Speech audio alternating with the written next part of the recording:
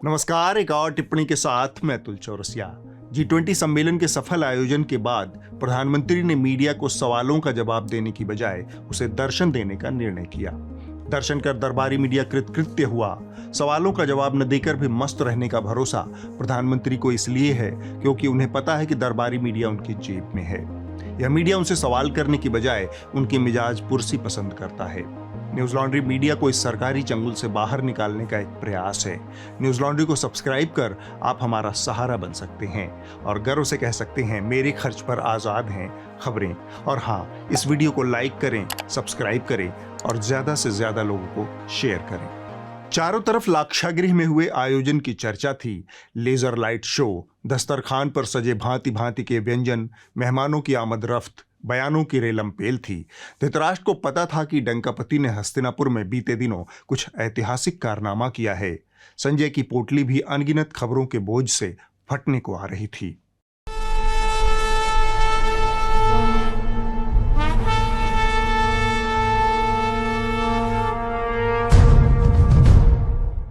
धृतराष्ट्र हस्तिनापुर से आ रही खबरों को लेकर मन ही मन प्रफुल्लित हो रहे थे।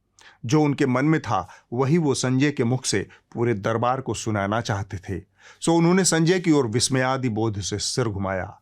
उनके शब्द थे, डंकापति के राज में कैसा धूम धड़ाका चल रहा है। संजय को धृतराष्ट्र के इस तंज से थोड़ा झुंझलाहट हुई। उन्होंने सीधा धृतराष्ट्र के सामने हस्तिनापुर का एक दृश्य खड़ा कर दिया। धृतराष्ट्र ने कहा, यह क्या माजरा है? संजय ने कहा, महाराज, डंकापति के मेट गाला शो में यह दृश्य साकार हुआ और जैसे ही साकार हुआ वहां पर बापू की एक आकाशवाणी भी प्रसारित हुई। जाइए आप कहाँ जाएंगे, ये नजर लौट के फिर आएगी। दूर तक आपके पीछे पीछे, दूर तक आपके पीछे पीछे, मेरी आवाज चली आएगी। धृतराष्ट्र सकपका गए। यह तो बापू की समाधि है, वहां पर कैसा मजमा लगा है। संजय ने कहा, लगता है डंकापति ने अब दिल से माफी मांग ली है। उन्होंने माफी मांग ली, अलग बात है, लेकिन मैं अपने मन से माफ नहीं कर पाऊंगा। धृतराष्ट्र ने कहा, अरे छोड़ो, तुम क्या जानो डंकापति को। कच्ची गोटियां नहीं खेली हैं उन्होंने। तमाम दिल और दिमाग से माफी मांगने वाले उनके आगे पीछे पानी भरते हैं। तुम तो आगे का हाल सुनाओ। संजय समझ गए कि आज धृतराष्ट्र के सिर पर डंकापति का भूत सवार है। सो उन्होंने थोड़ा पीछे से बात का सिरा खोला। ऐसा लगता है महाराज कि जल्द ही डंकापति अपने साम्राज्य का नाम आर्यावर्त कर देंगे। धृतराष्ट्र ने टोका, तुम्हारे ऐसा सोचने की वजह क्या है? संजय ने कहा, पहली वजह तो यह कि सनातन पर लगातार हो रहा द्रविड़ों का हमला है। சிலவற்றை நாம் ஒழிக்கத்தான் வேண்டும், எதிர்க்க முடியாது. கொசு, டெங்கு காய்ச்சல், மலேரியா, கொரோனா இதையெல்லாம் நம்ம எதிர்க்க கூடாது, ஒழித்து கட்ட வேண்டும். அப்படிதான் இந்த சனாதனம்। धृतराष्ट्र ने पूछा, और दूसरी वजह? संजय ने कहा, दूसरी वजह डंकापति का विपक्ष।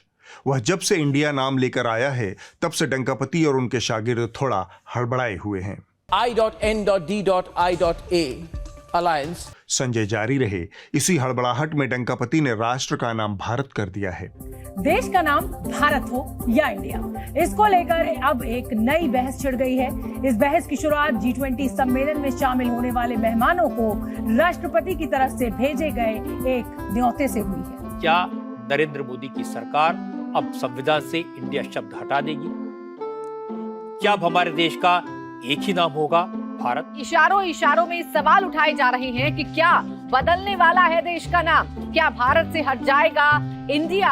आज पूरे देश में यही चर्चा चल रही है कि क्या देश का नाम बदलने जा रहा है और क्या देश को अब इंडिया नहीं सिर्फ और सिर्फ भारत ही कहा जाएगा। धृतराष्ट्र प्रसन्न होकर बोले, यह तो बड़ा अच्छा किया डंकापति ने, पर तुम्हारे आर्यावर्त वाले नाम से इसका क्या लेना देना?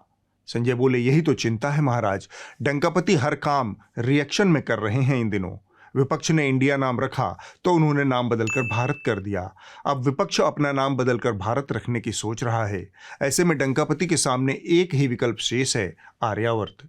धृतराष्ट्र बोले, छोड़ो ये सब, नाम में क्या रखा है, ये बताओ कि हस्तिनापुर में क्या हुआ। सुना है खूब नाच गाना हुआ।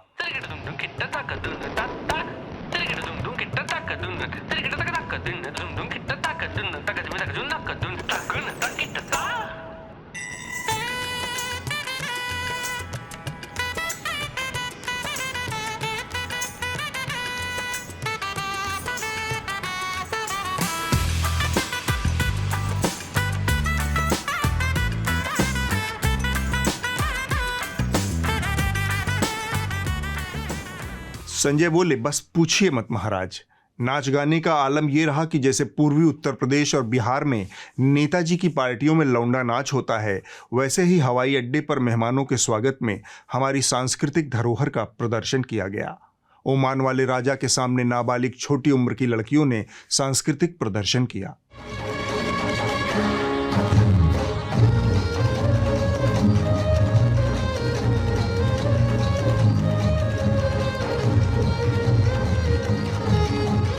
और जब महाबली बाहुबली डंकापति से मिलने पहुंचे, तब जो स्वागत संगीत बजा, उसका मजमून कुछ यूं था कि मैं तुम्हारे शरीर की संरचना के प्यार में लीन हूं। जानकार कहते हैं कि महाबली इस गाने से बहुत प्रसन्न हुए। उन्होंने खासकर आयोजकों को इस बात की बधाई दी कि गाने के कामुक बोल में जिस तरह से सारे गामा धानी सापा मिलाकर कामुकता को शास्त्रीयता प्रदान की गई, वह रचनात्मकता का चरमोत्कर्ष है।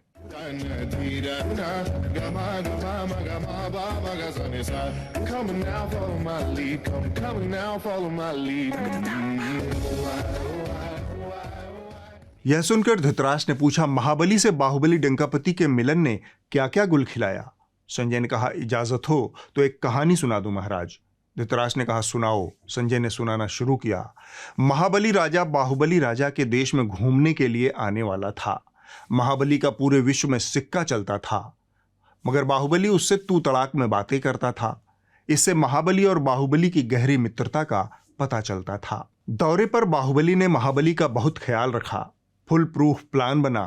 स्वागत कार्यक्रम की रूपरेखा को फाइनल टच देने के लिए अंतिम मीटिंग बुलाई गई। वहां पर मंत्री बाहुबली से बोला, महाराज एक कठिनाई है। बाहुबली ने पूछा, कैसी कठिनाई? मंत्री ने कहा, महाराज आपके परम मित्र का स्वागत समारोह जिस मैदान में रखा गया है, उसके रास्ते में एक गंदी बस्ती पड़ती है। यह कहकर मंत्री चुप हो गया। राजा सोच में पड़ गया। समारोह में कुछ ही दिन शेष थे। आखिर मामला अंतर्राष्ट्रीय स्तर का था। तभी बाहुबली का सेनापति जोश में बोला, महाराज आदेश हो तो बस्ती पर बुलडोजर चला दूं। मंत्री ने सलाह के अंदाज में कहा, अब तो अंतर्राष्ट्रीय मीडिया आ चुका है, अंतर्राष्ट्रीय किरकिरी हो सकती है। मंत्री का पॉइंट सॉलिड था। राजा ने मंत्री से सहमति जताते हुए अपना शरीर थोड़ा सा ऐंठा और फिर बोला, हमें वो करना चाहिए जिसमें हमें महारत हासिल हो। मंत्री समझकर मुस्कुराने लगा। सभा बर्खास्त हुई। सेनापति को कुछ समझ नहीं आया। कुछ देर बाद मंत्री और सेनापति का अमला बस्ती की ओर बढ़ने लगा। बस्ती पहुंचकर सेनापति ने देखा वहां बहुत सारे मजदूर खड़े थे। मंत्री ने हुंकारते हुए कहा, यहां से वहां तक, बोले तो जहां तक बस्ती फैली है वहां तक दीवार उठा दो। देखते ही देखते बस्ती के सामने दीवार उठने लगी। बस्ती से एक बुजुर्ग निकला और मंत्री से पूछा, दीवार क्यों उठ रही है? मंत्री ने कहा, हम आदमी को ऊपर नहीं उठा सकते, इसलिए दीवार को उठा रहे हैं। बुढ़ा चुपचाप कोने में बैठकर बीड़ी का कश खींचते हुए उठती दीवार देखने लगा। सेनापति को जिम्मेदारी सौंप मंत्री महल लौट गया। इधर बस्ती के सामने दीवार उठने लगी, बस्ती छुपने लगी। इस बस्ती तक कोई आए या ना आए, थोड़ी सी हवा और रोशनी जरूर आती थी। अब उसका भी गला घोंटा जा रहा है। बस्ती के बाशिंदों में हलचल थी। किसी ने बाहुबली को कोसा, किसी ने महाबली को कोसा, लेकिन ज्यादातर लोगों ने अपने भाग्य को कोसा। बस्ती का एक युवक गुस्से में बोला, राजा तो बहुत निकला, दीवार उठा रहा है। सेनापति का ध्यान युवक की ओर गया। क्या कहा तूने? इतने में युवक का बाप बीच में ही बोल पड़ा, मालिक ये कह रहा है कि महाराज बहुत दयालु हैं। सेनापति ने शंकालु नजरों से दोनों को देखा, फिर बोला, वैसे बुढ़ऊ तुम्हारा लौंडा सही बोल रहा है, हमारे महाराज बहुत दयालु हैं। देखो तुम लोगों की जगह दीवार को उठा रहे हैं। इसके बाद सेनापति जोर से हंसा। सिपाही भी समवेत हंस दिए। देखते ही देखते दीवार उठ गई। अब बस्ती थी भी और नहीं भी। कथा अभी समाप्त ही हुई थी कि धृतराष्ट्र ने संजय से पूछ लिया, ये बताओ डंकापति ने इतना भीषण आयोजन करवाया, उसकी कोई अंदरूनी सूचना भी है तुमको? संजय ने कहा, है ना महाराज, बिल्कुल है। डंकापति ने हस्तिनापुर का माहौल एकदम किम उन जोंग टाइप कर दिया था।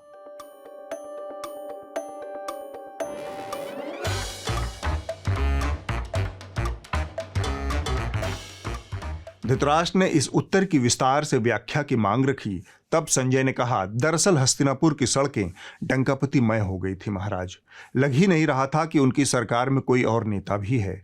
वैसे तो आयोजन कुल 20 देशों का था, लेकिन चारों तरफ तस्वीरें सिर्फ डंकापति की थी। प्रधानमंत्री मोदी के पोस्टर्स जो कि अलग अलग फॉर्म में हैं, चाहे वो बिलबोर्ड के फॉर्म में हो, पोस्टर्स के फॉर्म में हो, डिजिटल पोस्टर के फॉर्म में हो और कहीं पर आकृति के फॉर्म में हो, उन सब की अगर संख्या की बात करें तो उनकी कुल संख्या होती है 236 इस 12 किलोमीटर के रेंज में। 963 में से 236 पोस्टर जो है प्रधानमंत्री नरेंद्र मोदी के हैं। धृतराष्ट्र ने मुंह से कुछ फुसफुसाया, किसी को कुछ समझ नहीं आया। जब किसी को कुछ समझ नहीं आया तब संजय ने माहौल को सहज करते हुए कहा, दरअसल डंकापति ने अपना सारा फोकस 2024 पर टिका दिया है। लगे हाथ संजय ने एक स्पष्टीकरण भी जोड़ दिया, यह बात मैं नहीं कह रहा महाराज, यह तो एक विदेशी बोल रहा है। This summit in Delhi, the whole event threatens to be overshadowed actually by Prime Minister Modi and by India. And we talk about how he's been attracting a lot of criticism from the opposition and generally critics, saying that he's using this event as almost a way to start campaigning early for elections here in India, which are likely to be held in about 8 or 9 months or so. Dhritarashtra ने कहा, ये विदेशी सहाफियों को डंकापति से इतनी मिर्ची क्यों लगती है? संजय ने कहा, इसकी वजह शायद ये है महाराज।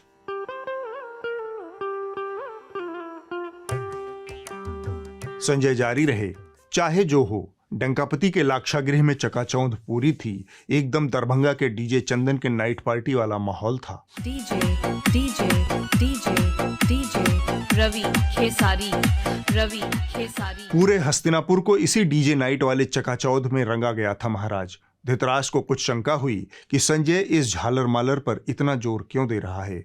उन्होंने पूछ लिया, इसमें कोई दिक्कत है क्या? तब संजय ने कहा, महाराज, डंकापति के आयोजन में जो घोषणाएं की गई उनमें एक योजना यह भी थी। यूरोपीय आयोग ने शनिवार को G20 देशों से आग्रह किया कि वे वर्ष 2030 तक नवीकरणीय ऊर्जा क्षमता को 3 गुना करने और ऊर्जा दक्षता को 2 गुना करने के वैश्विक लक्ष्यों को लेकर सहमति जताएं। संजय जारी थे, एक तरफ धरती की चिंता, दूसरी तरफ ये शोशेबाजी। डंकापति का ऊर्जा मंत्रालय कहता है कि आर्यावर्त की 56% से ज्यादा बिजली कोयला फूंक कर बनाई जाती है। राष्ट्र के बहुत बड़े हिस्से को ठीक से बिजली मिलती तक नहीं है। लालटेन की रोशनी में पढ़ने वाले हम जैसे लोगों को यह बहुत अश्लील प्रदर्शन लगता है महाराज। धृतराष्ट्र संजय के इस बयान पर थोड़ा ठिठक गए, फिर बोले, बात तो तुम्हारी ठीक है, लेकिन आयोजन ही इतना बड़ा है कि थोड़े बहुत प्रदूषण से क्या फर्क पड़ता है। तुम तो जानते ही हो डंकापति की नफासतें। संजय ने बीच में ही टोक दिया, नफासत तक तो ठीक था महाराज, लेकिन इतना हजारों करोड़ रुपया खर्च करने के बाद अगर मंडप में बाढ़ आ जाए तो बारात का मजा किरकिरा हो जाता है।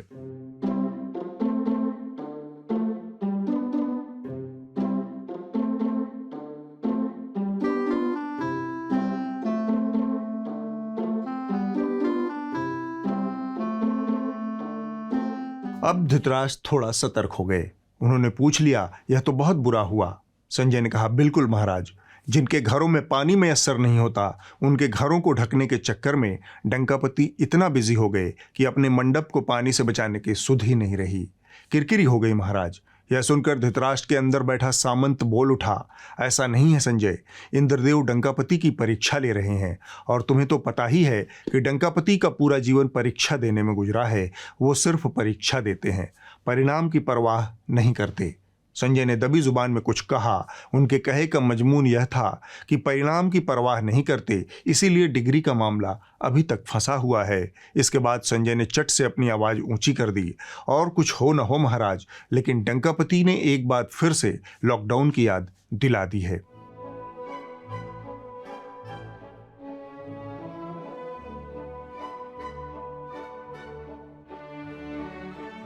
धृतराष्ट्र डंकापति की इस प्रतिभा से प्रभावित हुए। उन्होंने पूछा, और क्या हुआ? तब संजय ने कहा, पूरी दिल्ली को छावनी बना दिया था डंकापति ने।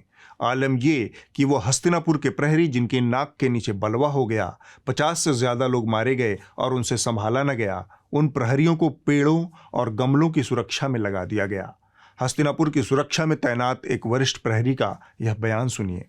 अपराधियों और असामाजिक तत्वों की पहचान करने के अलावा बीट पेट्रोलिंग स्टाफ को फुटपाथ के आसपास मौजूद लोगों की किसी भी संदिग्ध गतिविधि पर नजर रखने का निर्देश दिया गया है। जहां गमले में पेड़ और फूल रखे गए हैं। वे ऐसे फुटपाथों के पास रुकने वाले किसी भी वाहन चालक से पूछताछ करेंगे। यदि बीट पुलिसकर्मी किसी गमले को क्षतिग्रस्त पाते हैं या चोरी का मामला पाते हैं तो इसे तुरंत अपने वरिष्ठ अधिकारियों के संज्ञान में लाएं। वरिष्ठ अधिकारी संबंधित एजेंसियों को नए गमले लगाने के लिए सचेत करेंगे। हस्तिनापुर के प्रहरियों को सौंपी गई इस जिम्मेदारी से धृतराष्ट्र का मन द्रवित हो गया। इसी द्रवित मन से वह उठे, डंकापति को शानदार मेट-गाला शो की बधाई दी और अंतःपुर को लौट गए। धृतराष्ट्र संजय संवाद में इस हफ्ते बस इतना ही। G20 का शिखर सम्मेलन पिछले हफ्ते दिल्ली में संपन्न हुआ। छोटे मोटे खींचतान के अलावा पूरा आयोजन सफलतापूर्वक संपन्न हुआ। प्रधानमंत्री मोदी ने सबको इसके लिए बधाई दी। सबका धन्यवाद, सबका धन्यवाद। यह बधाई बहुत संक्षेप में आई। मीडिया से प्रधानमंत्री की दूरी और कड़वाहट का मुजाहिरा यहां भी दिखा। कायदे से प्रधानमंत्री को इतने बड़े आयोजन के बाद प्रेस कॉन्फ्रेंस करके मीडिया के जरिए देश को इसके हासिलात और उपलब्धियों की जानकारी देनी चाहिए थी, लेकिन प्रधानमंत्री इस सब में यकीन नहीं रखते। उन्होंने मीडिया वालों को देवता के शुभ मुहूर्त वाला दर्शन देना ज्यादा मुनासिब समझा, जो सभी भक्तों को 5 सेकंड के लिए उपलब्ध था।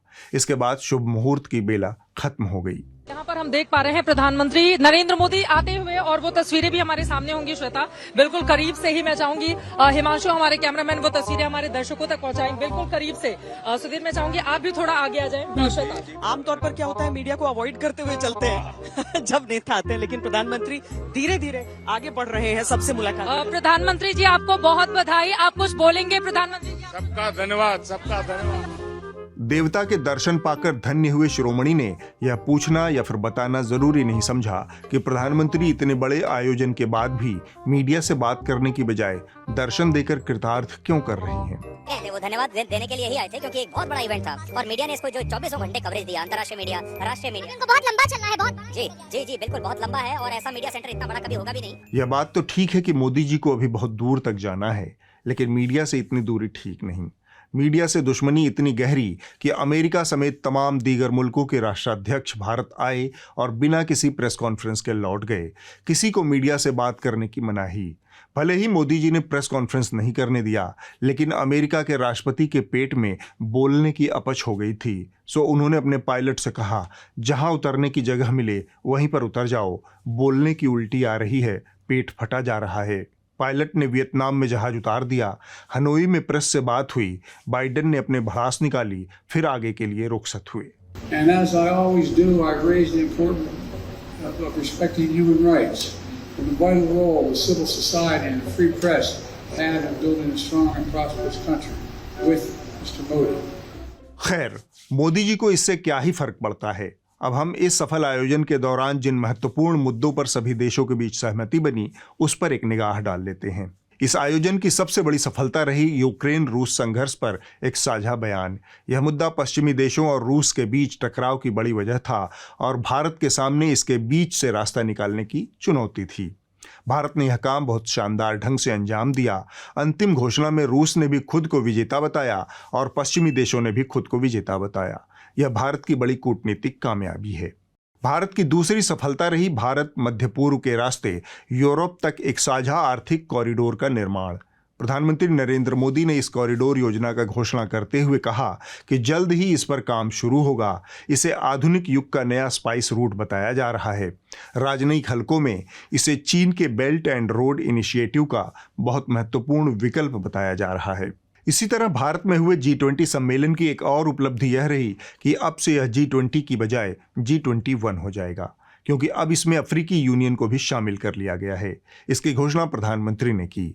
अफ्रीकी यूनियन 55 अफ्रीकी देशों का संघ है। इसके G20 में शामिल होने से भारत की ग्लोबल साउथ का नेतृत्व करने की महत्वाकांक्षा को ताकत मिलेगी। इन उपलब्धियों के आगे हुड़कचुल्लुओं की गधापचीसी रही, जो निर्बाध निरंतर जारी रही। मसलन इतने बड़े आयोजन के मौके पर जब समझने और समझाने के लिए अनगिनत मुद्दे थे, तब तिहाड़ शिरोमणि ने मन की बकवास सुनाई। ये समिट इसलिए भी अलग है क्योंकि प्रधानमंत्री मोदी ने समिट को इंडिया का नहीं बल्कि भारत का समिट बना दिया है, और इंडिया को अब वो वापस भारत बना रहे हैं और इस भारत से दुनिया का परिचय करा रहे हैं। पहली बार ऐसा हुआ जब G20 के मंच पर देश का नाम इंडिया नहीं बल्कि भारत लिखा गया। ये देखिए, प्रधानमंत्री मोदी जहां बैठे हुए हैं, यहाँ इंडिया नहीं लिखा है, यहाँ भारत लिखा है। और मैं तो आपसे भी आज ये कहूंगा कि आप भी अपने जीवन में ये बदलाव ला सकते हैं। इसके लिए संविधान बदलने की कोई आवश्यकता नहीं है, इसके लिए पार्लियामेंट में जाकर कोई नया कानून बनाने की कोई आवश्यकता नहीं है, इसके लिए किसी से जबरदस्ती करने की कोई आवश्यकता नहीं है। ये तो दिल से निकलने वाली आवाज है। इसलिए पहले G20 या पहले इस तरह के जो भी अंतर्राष्ट्रीय समिट हुआ करते थे, उनमें देश के लिए इंडिया नाम का उपयोग ही हुआ करता था। अब देखिए पुराना 2022 में जो बाली में समिट हुआ था, वहां प्रधानमंत्री मोदी के सामने लिखा हुआ है इंडिया। देखिए इंडिया लिखा हुआ है। और आज जो है जब भारत इस समिट की अध्यक्षता कर रहा है, प्रधानमंत्री मोदी अध्यक्षता कर रहे हैं, तो उन्होंने भारत लिखा है। मतलब एक तरफ इतने महत्वपूर्ण फैसले और ऐलान हो रहे थे, लेकिन इनके पास दिखाने के लिए यही सांप्रदायिकता का सिलेबस था। पिछले हफ्ते एक और महत्वपूर्ण घटना घटी। हिंदू धर्म और सनातन को लेकर तमिलनाडु के मुख्यमंत्री MK स्टालिन के बेटे उदयनिधि स्टालिन ने एक विस्फोटक बात कह दी। சிலவற்றை நாம் ஒழிக்கத்தான் வேண்டும், எதிர்க்க முடியாது. கொசு, டெங்கு காய்ச்சல், மலேரியா, கொரோனா இதையெல்லாம் நம்ம எதிர்க்க கூடாது, ஒழித்து கட்ட வேண்டும். அப்படிதான் இந்த சனாதனம். इस बयान के बाद इंडिया अलायंस में पल्ला झाड़ने की होड़ मच गई।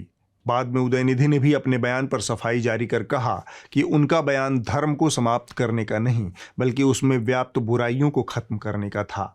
बेहतर होता कि उदयनिधि पहले ही अपनी जुबान को तोल मोल कर बोलते, लेकिन उदयनिधि के बहाने एक जरूरी और बहुत पुरानी बहस फिर से शुरू हो गई है। हिंदुओं के बीच आर्य और द्रविड़ परंपरा में खींचतान का लंबा इतिहास है। उदयनिधि के बयान, खासकर सफाईनामे के बाद, यह बात और अच्छे से साबित हुई कि धर्म के भीतर सुधार और कुरीतियों से मुठभेड़ की एक स्वस्थ परंपरा रही है। इसके बिना कोई भी धर्म, पंथ, मजहब सड़ने लगता है। लेकिन उदयनिधि के बयान के बाद हमारे हुड़क चुल्लू एंकरों ने गदर काट दिया। क्या इंडिया यानी INDIA गठबंधन के नेताओं में हिंदू और सनातन धर्म को कोसने का एक कंपटीशन चल रहा है? अब सनातन को 2024 में खत्म कर देगा क्या इंडिया गठबंधन? मोदी को हराने के लिए सीक्रेट प्लान का हिस्सा है क्या ये हिंदू विरोध? जिस अधिकार के साथ और जिस गुरूर के साथ उदयनिधि आप सनातन के खिलाफ जहर उगल रहे हैं, किसी और धर्म के खिलाफ वही कॉन्फिडेंस, अधिकार और गुरूर दिखा पाएंगे? सनातन जो छूट आपको देता है, किसी और धर्म में वही छूट आप पाएंगे? सनातन धर्म को लेकर जो कहा वो ना सिर्फ चौंकाने वाला है, बल्कि हैरान कर देने वाला है, भड़काने वाला भी है, उकसाने वाला भी है, और बीजेपी से नरसंहार के लिए उकसाने वाला भी बता रही है। तिहाड़ शिरोमणि ने इस मौके पर कहा कि यह तो बहुत बुरा है कि जब सनातन खतरे में है तब कोई बोल ही नहीं रहा, सब चुप क्यों हैं? लेकिन आज कोई भी ये नहीं कह रहा कि सनातन धर्म भी खतरे में है। लेकिन आज कोई भी ये नहीं कह रहा कि सनातन धर्म भी खतरे में है। तो आज बड़ा सवाल यही है कि क्या सनातन धर्म हमारे अपने ही देश में खतरे में आ गया है?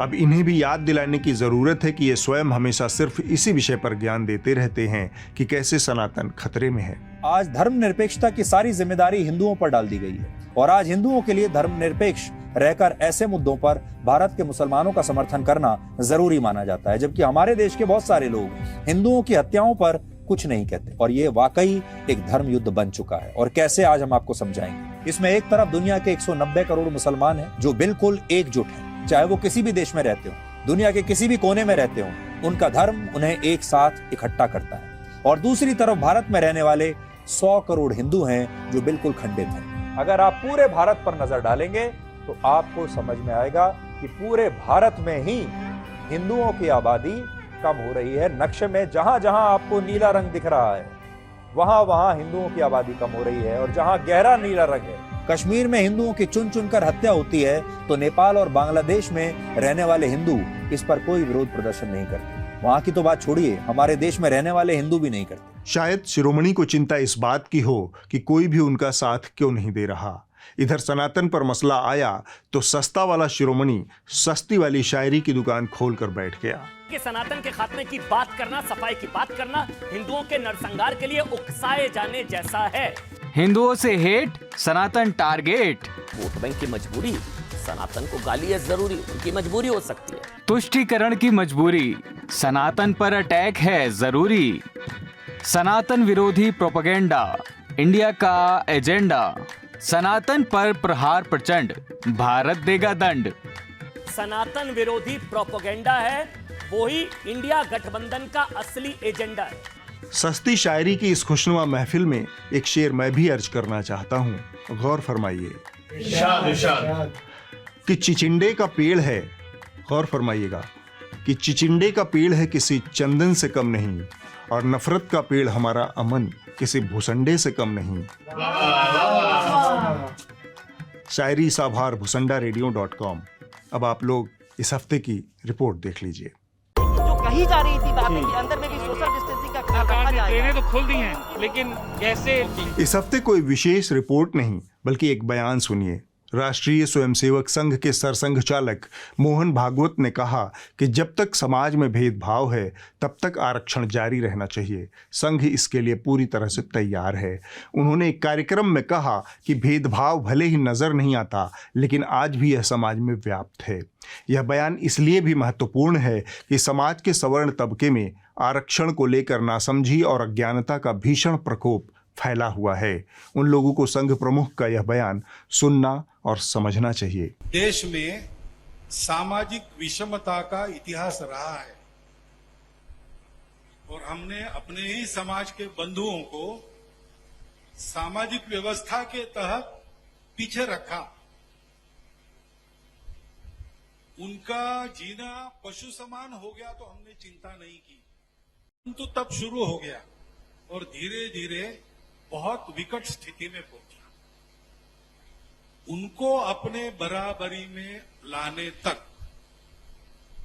उनको कुछ विशेष उपाय करने पड़ेंगे।